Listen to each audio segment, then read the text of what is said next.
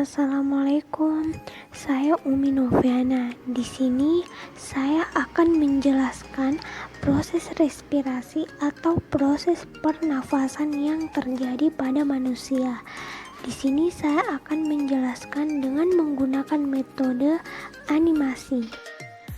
Bernafas artinya kegiatan menghirupkan oksigen dari lingkungan hidup dan mengeluarkan karbon dioksida dan uap air melalui pernafasan kita. Alat pernafasan kita terdiri dari hidung, pangkal tenggorok atau laring, batang tenggorok atau trakea, cabang batang tenggorok atau bronkus, dan paru-paru. Melalui lubang hidung juga udara dapat keluar dan masuk ke dalam tubuh kita. Tapi selain itu udara juga dapat keluar masuk melalui mulut.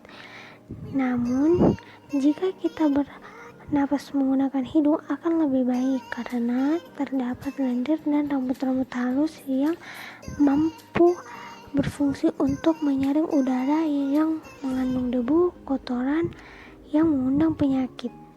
Selaput lendir juga berfungsi untuk mengatur suhu udara yang akan masuk ke paru-paru dan mengatur kelembapan udara agar sesuai dengan kelembapan tubuh.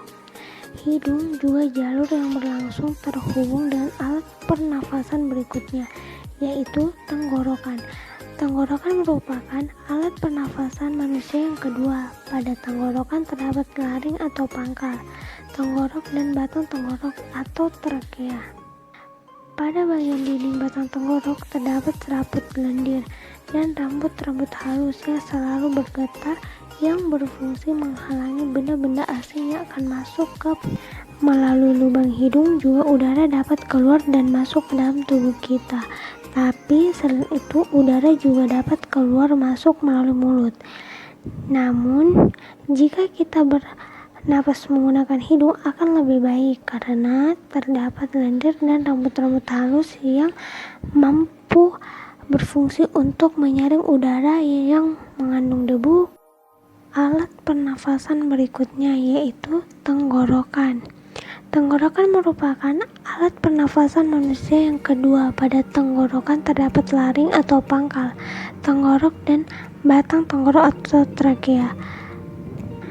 Pada bagian dinding batang tenggorok terdapat selaput lendir dan rambut-rambut halus yang selalu bergetar yang berfungsi menghalangi benda-benda asing yang akan masuk ke paru-paru. Pada ujung trakea terdapat bronkus, yaitu percabangan yang menghubungkan trakea dan paru-paru kiri dan kanan.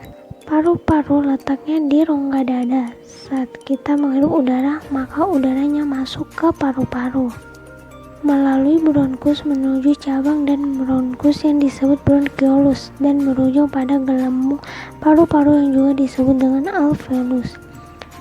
Pada alveolus ini, sistem pernafasan kita terdiri dari dua, yaitu sistem pernafasan dada yang sering kita lakukan dan juga sistem pernafasan perut. Perbedaan antara sistem pernafasan dada dan pernafasan perut adalah pernafasan dada terjadi karena gerakan tulang rusuk oleh otot-otot antar tulang rusuk.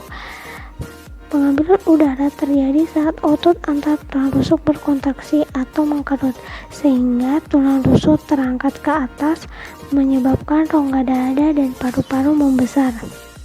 Pengeluaran udara terjadi saat otot antar tulang rusuk berelaksasi atau mengendur. Saat itu tulang rusuk turun ke posisi semula, menyebabkan rongga dada dan paru-paru mengecil.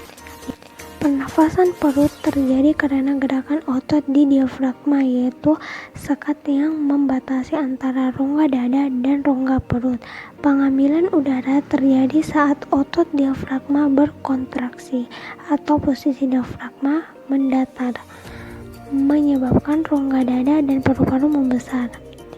Berarti pengeluaran udara terjadi saat otot diafragma berelaksasi atau posisi diafragma melengkung ke atas, lalu menyebabkan rongga dada dan paru-paru mengecil.